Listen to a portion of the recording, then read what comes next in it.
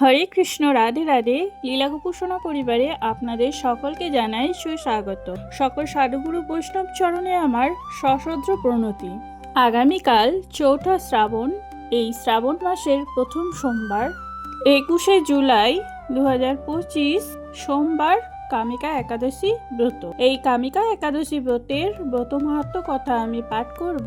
তার আগে বন্ধুরা, যারা এখনো লীলাগোপোষণা পরিবারকে সাবস্ক্রাইব করেননি তারা সাবস্ক্রাইব করে পাশে থাকা বেল আইকনটা প্রেস করে নেবেন, যাতে নতুন ভিডিও আপলোড করার সাথে সাথে আপনাদের কাছে পৌঁছে যায়। কামিকা একাদশী ব্রতের মাহাত্ম্য কথা।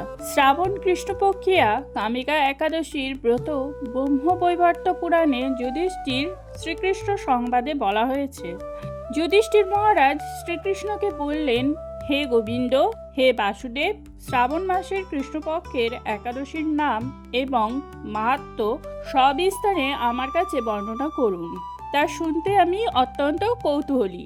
প্রত্যুত্তরে ভক্তবৎসল ভগবান শ্রীকৃষ্ণ বললেন, হে রাজন, পূর্বে দেবর্ষি নারদ প্রজাপতি ব্রহ্মাকে এই প্রশ্ন করলে তিনি যে উত্তর প্রদান করেছিলেন, আমি এখন সেই কথাই বলছি।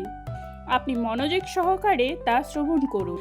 এক সময় ব্রহ্মার কাছে ভক্তশ্রেষ্ঠ নারদ জিজ্ঞাসা করলেন, হে ভগবান, শ্রাবণ মাসের কৃষ্ণপক্ষিয়া একাদশীর নাম কি? এর আরাধ্য দেবতা কে? সেই ব্রতের বিধি বা কি রকম এবং এই ব্রতের ফলে কি পুণ্য লাভ হয় তা সবিশেষ জানতে ইচ্ছা করি। আপনি কৃপা করে আমাকে তা জানালে আমার জীবন ধন্য হবে।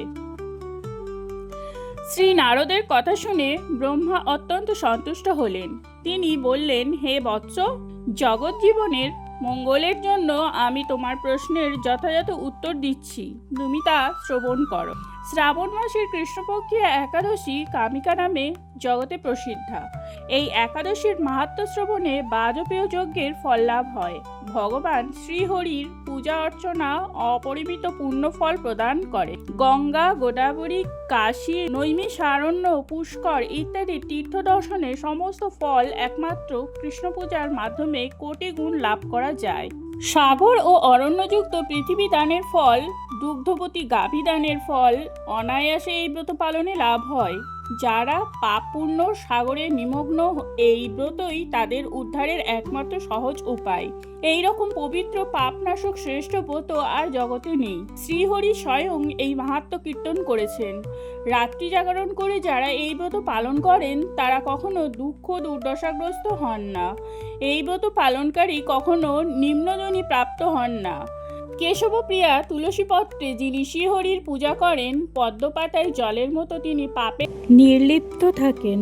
তুলসী পত্র দিয়ে বিষ্ণু পূজায় ভগবান যেমন সন্তুষ্ট হন, মণিমুক্তাদি মূল্যবান রত্ন মাধ্যমেও তেমন প্রীত হন না।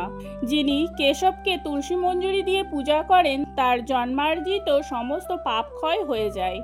এই প্রসঙ্গে ব্রহ্মা বললেন, হে নারদ, যিনি তুলসীকে প্রত্যহ দর্শন করেন তার সকল পাপরাশি বিদরিত হয়ে যায়। যিনি তাকে স্পর্শ করেন তার পাপ মলিন দেহ পবিত্র হয়। তাকে প্রণাম করলে সমস্ত রোগ দূর হয়। তাকে জল সিঞ্চন করলে যমও তার কাছে আসতে ভয় পান। শ্রীহরির চরণে তুলসী অর্পিত হলে ভগবত ভক্তি লাভ হয়। তাই হে কৃষ্ণভক্তি প্রদায়িনী, তোমায় প্রণাম করি।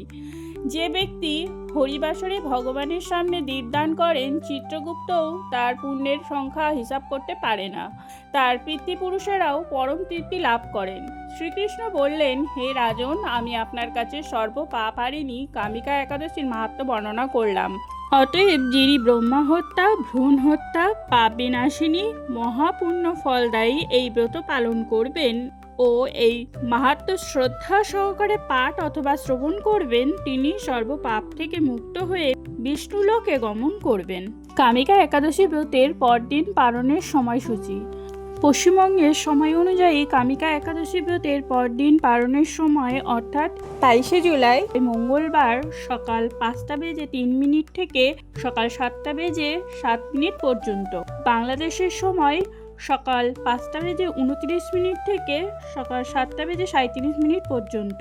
এই নির্দিষ্ট সময়ের মধ্যে কৃষ্ণপ্রসাদ মুখে দিয়ে পরদিন পারণ সম্পন্ন করুন। পারণ মন্ত্রটি হলো অজ্ঞানতিমিরান্ধস্য ব্রতেনানেন কেশব প্রসিদ্ধ সুমুখ নাথ জ্ঞানদৃষ্টি প্রদভব।